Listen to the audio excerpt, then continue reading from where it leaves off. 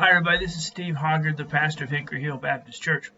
Today is Wednesday, so we're Wednesday in the Word today. It is February the 24th of 2021. And I want to share with you, we're going to look at Matthew chapter 6, verses 5 through 8. And we're dealing with prayer here. And this is Jesus' thoughts or tells us how to pray. How do we live out our Christian life and how it looks in prayer. So we're just going to kind of walk through this today. So verse 5 of Matthew chapter 6 says this, "And when you pray, do not be like the hypocrites, for they love to pray standing in the synagogues and the street corners to be seen by men. I tell you the truth, they have received their reward in full." So Jesus, first thing he says, when you pray. So Jesus expects his followers to pray. He expects us to bow our knee and talk to the Father. He expects it to happen. All right, the second thing he says in verse 5, he says, do not be like the hypocrites. Last week we looked at giving, and we dealt with the word hypocrites. It basically means an actor. He goes, don't be like the hypocrites. Don't be like these actors, these pretenders.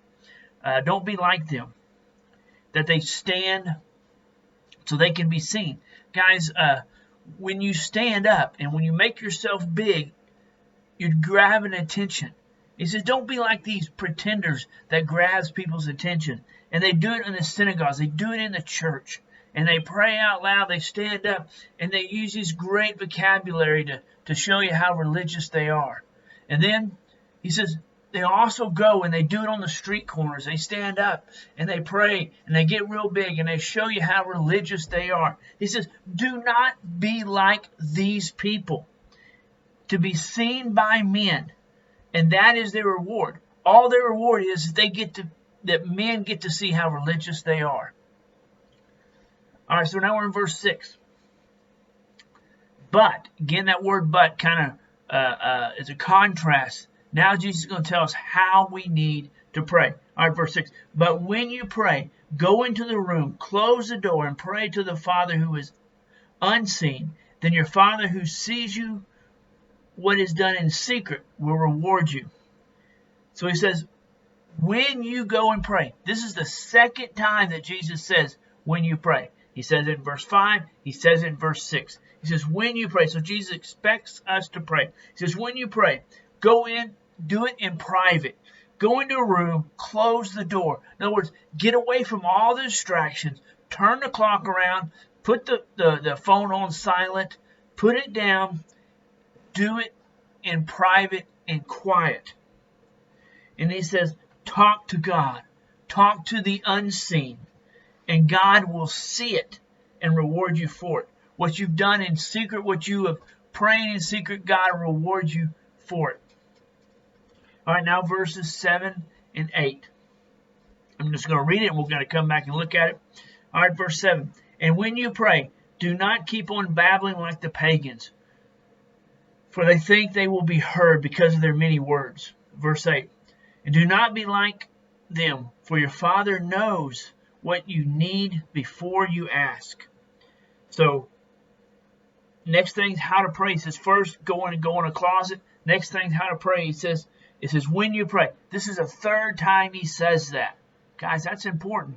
It says in verse 5, it says in verse 6, it says it in verse 7. Number 3 times.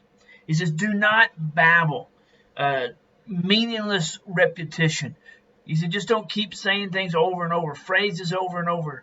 Guys, I can tell you by listening to church people, how they pray. They have phrases. They have how they pray, and maybe just how they've learned to pray in public, but they have these phrases and they say them, Most High, Reverend God, whatever the phrase is. He says, don't say these meaningless, repetitious words. In other words, it should be from the heart, guys. Believe and pray with power. Power is not in all the nice little and the big words that you use and how many times you use a word. That's not it.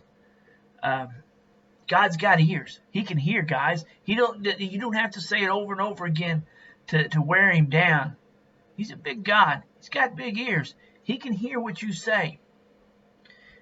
Even if you don't verbalize it, he can hear when you say it in your heart. He says, don't be like them.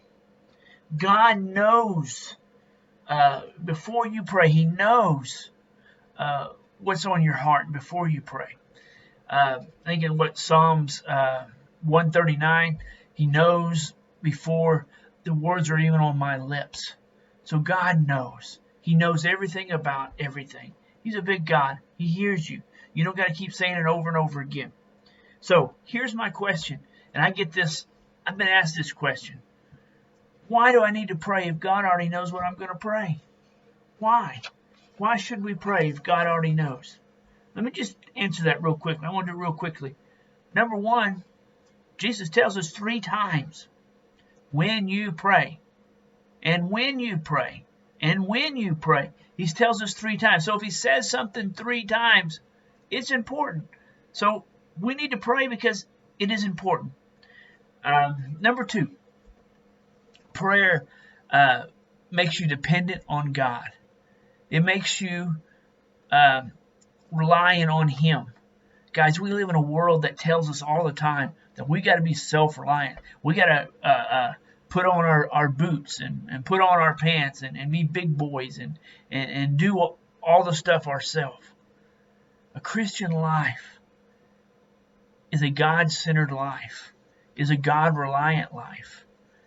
By you praying, by you bowing your knee and seeking him, and you're relying on him, you're saying that you need him. It illustrates dependence. It calls you to be dependent on him. Prayer also causes you to obey him. By you praying, by you talking to God about it, you'll be more obedient in following him. Prayer changes you, guys. That's the next one. I guess the number 4. Prayer changes you. Guys, the more time you spend with God, you're going to be changed. Time with God. Tog time. When I was a youth minister, tog time. Time alone with God. The more time you spend with God, the more you will start acting and living for him. And the last thing, number 5, is because God hears you. God, guys, it is so awesome to be able to talk and to pray and to get things off your chest, to get things out of your heart. God can handle anything you pray to him, anything that you want to talk to him about. It's great to have an almighty Father that we can come and sit in his lap and pray to him. So I want you to think about prayer this week. Get in your closet, get alone with him, set aside some time, and just pour out your heart to him. Hey, I hope you learned something. I hope you got encouraged, and I hope you'll pray more. Hey, we'll talk to you later. Hey, have a good week.